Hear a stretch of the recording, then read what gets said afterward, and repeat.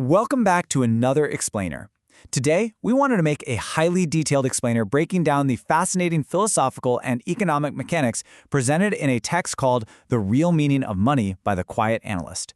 We are going to completely unpack how this source redefines the way we look at wealth.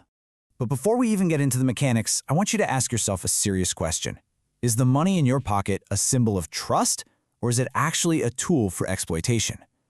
It's a pretty heavy concept, right? Well, by the end of this explainer, you might honestly look at your wallet very, very differently. So here is our roadmap for today. We're going to move through 5 distinct parts: the evolution of money, money as life energy, the mechanics of exploitation, the hidden inflation tax, and finally, morality and interest. Let's just dive right in. Part 1. The Evolution of Money, exploring the journey from trade to trust. Think about how human trade historically evolved through 4 major stages. We started out completely independent, hunting and gathering.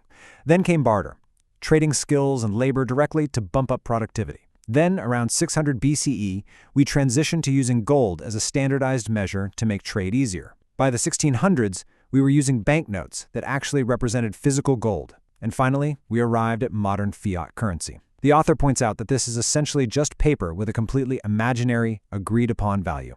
So what this history shows us, according to the author, is that modern money is basically a social contract. It's an agreement that is fundamentally based on mutual trust and security. Money today doesn't have intrinsic value like crops or metal do. Its value comes entirely from our collective agreement. The source argues that when governments manipulate markets or dilute the currency, they're actively destroying that trust. And without trust, well, the entire economic contract collapses. Moving right along to Part 2, Money as Life Energy, the connection between physical effort and financial reward. The text highlights this incredible quote from Earl Nightingale: "Your compensation is in direct proportion to your service." And this perfectly captures the source's core philosophy. Legitimate money isn't just pieces of paper. It's literally the physical form of your time, your energy, and your mutual service. The foundational idea of trade is simply, I serve you, you serve me. Let's make this super concrete. Picture a trader who buys apples from a farmer. That trader then burns their own life energy to transport those apples all the way to the city. Finally, they receive compensation for the convenience they just provided to the city buyers. It's a completely direct exchange.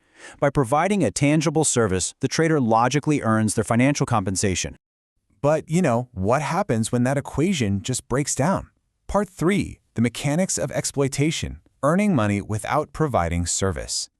The author draws a massive, sharp contrast here between the shared risk of a true investment and the guaranteed extraction of interest. Think about a true investment, like buying a car to lease to an Uber driver. You share the business risk, but you're helping provide a direct service. If the business fails, you fail. But with interest, the author argues, you're literally just lending money and demanding guaranteed returns regardless of whether the business succeeds or fails. The intention there isn't service at all. It's pure extraction.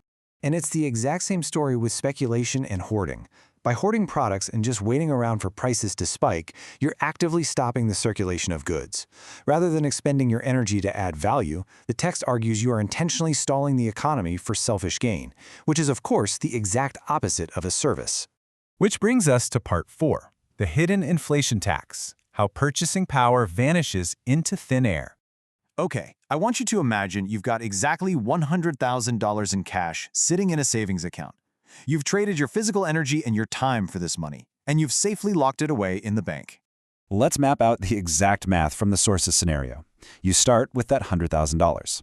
Now imagine the government prints money and inflation hits 20% over the year.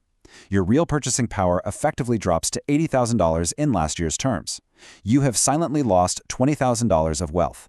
Not a single physical dollar ever left your account, and yet the life energy it represents has just vanished.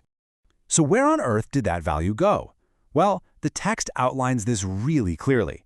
Governments print money to finance spending, which then drops the overall value of the currency. Your existing savings lose purchasing power, meaning you, the public, indirectly fund the government spending. The absolute crucial takeaway here is that printing money cannot magically create energy out of nothing. Instead, it acts as an indirect, hidden inflation tax that silently transfers your stored life energy straight to the government. And that brings us to our final section, Part 5, Morality and Interest, a philosophical and religious critique of modern finance. I mean, the text really doesn't mince words here. It uses incredibly provocative phrasing, stating, "Those earning in this way are parasites, sucking blood from those who provide services." The author's argument is that those who extract wealth purely through interest act as a fatal drain on the working host. If pushed too far, the service providers die off and the entire economy collapses. To back this up, the author frames this critique through the Islamic perspective on money, pointing out that Islamic economic principles make interest strictly unlawful. The argument presented is that this prohibition exists specifically to prevent wealth from concentrating among banks and billionaires. It's meant to protect the vast majority of common people from systemic exploitation. So as we wrap up this detailed explainer, the author leaves us with a really fascinating thought experiment. Try to genuinely envision this. What would a world without interest actually look like?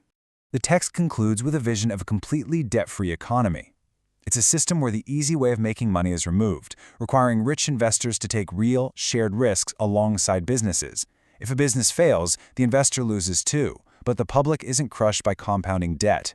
It's a vision of an equity-based system built purely on mutual service. So the next time you swipe your card, check your savings, or take out a loan, ask yourself, are you participating in an exchange of mutual human energy, or are you just feeding the machine of extraction?